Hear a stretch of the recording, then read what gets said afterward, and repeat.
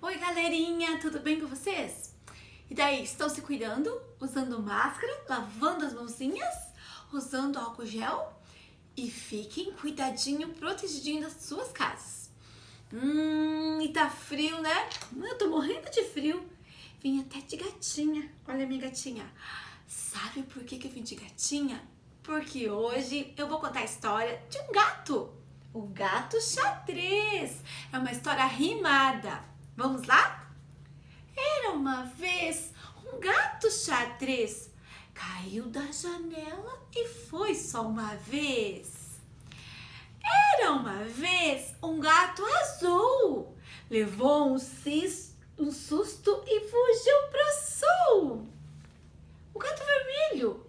Era uma vez um gato vermelho. Entrou no banheiro e fez careta no espelho. Era uma vez um gato amarelo. Esqueceu de comer e ficou meio magrelo. Era uma vez um gato verde. Ele era preguiçoso e foi deitar na rede.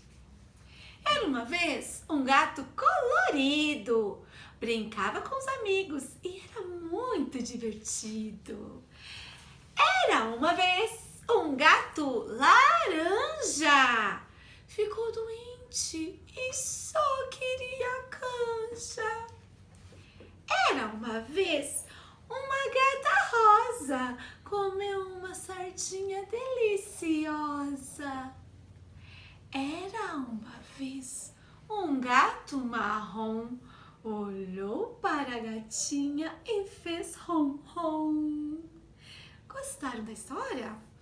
Então vai lá, curte o vídeo da prof, compartilha e se inscreve no canal. Não esquece de tocar lá no sininho para ativar as notificações, tá bom?